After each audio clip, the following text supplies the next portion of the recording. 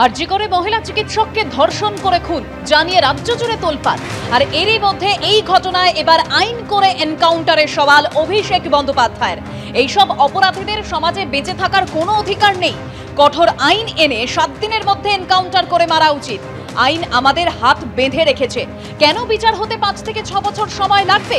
BJP ordinance করে ED ডিরেক্টরের মেয়াদ বাড়াতে পারে, ধর্ষক খুনিদের বিচারের জন্য কেন অর্ডিন্যান্স আনতে পারে না?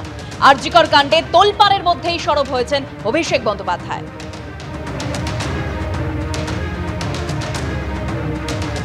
এখন আমাদের দেশের আইন এমন যে আমরা অনেকে চাইলেও কিছু করতে পারি না, আমাদের আইন হাত বেঁধে রেখেছে।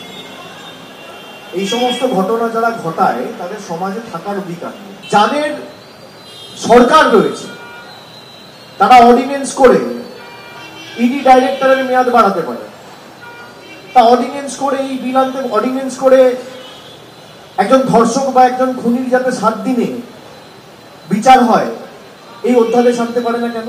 নির্ভয়া হয়েছিল 2012 সালে দিল্লিতে, আপনি বলুন তো। তারপরে একের পর এক ঘটনা, যে উত্তরপ্রদেশে ঘটুক, মহারাষ্ট্রে ঘটুক, কর্ণাটকায় ঘটুক, গুজরাটে ঘটুক বা বাংলায় ঘটুক, সমাজের পক্ষে তো লজ্জাজনক, দুর্ভাগ্যজনক, নরকীয়। কেন 5 বছর 6 বছর লাগবে ট্রায়াল হতে? আজকে যে ঘটনাটা ঘটালো, আপনারা মনে করেন তার সমাজে বেঁচে থাকার অধিকার রয়েছে? আমি মনে করি আইনসভায় এমন কঠোর আইন আনা দরকার যেখানে 7 দিনের মধ্যে এই খুনি এবং ধর্ষকদের একদম এনকাউন্টার করে মারা উচিত। আরজি করে চিকিৎসককে ধর্ষণ করে খুনের ঘটনা আইন করে এনকাউন্টারের সওয়াল করলেন অভিষেক বন্দ্যোপাধ্যায়। এইসব অপরাধীদের সমাজে বেঁচে থাকার অধিকার নেই। কঠোর আইন এনে 7 দিনের মধ্যে এনকাউন্টার করে মারা উচিত। আইন আমাদের হাত বেঁধে রেখেছে, কেন বিচার হতে 5 থেকে 6 বছর সময় লাগবে? বিজেপি অর্ডিন্যান্স করে ইডি ডিরেক্টরের মেয়াদ বাড়াতে পারে, ধর্ষক খুনিদের বিচারের জন্য কেন অর্ডিন্যান্স আনতে পারে না?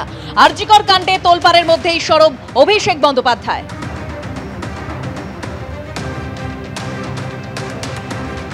আরজিকরের ঘটনায় অর্থাৎ আরজিকরে মহিলা চিকিৎসককে ধর্ষণ করে খুনের ঘটনায় দিকে দিকে প্রতিবাদ মিছিল, সেই ছবি আমাদের সামনে এসেছে। অন্যদিকে আরজিকর হাসপাতালের সামনে ধুন্ধুমার পরিস্থিতির সৃষ্টি হয়, যেখানে আন্দোলনকারীদের সঙ্গে পুলিশের ধস্তাধস্তির পরিস্থিতি সৃষ্টি হয়।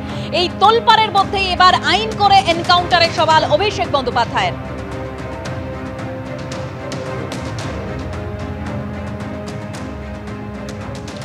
আমাদের সঙ্গে এই মুহূর্তে টেলিফোন লাইনে রয়েছেন বিজেপি রাজ্য সভাপতি তথা কেন্দ্রীয় মন্ত্রী সুকান্ত মজুমদার।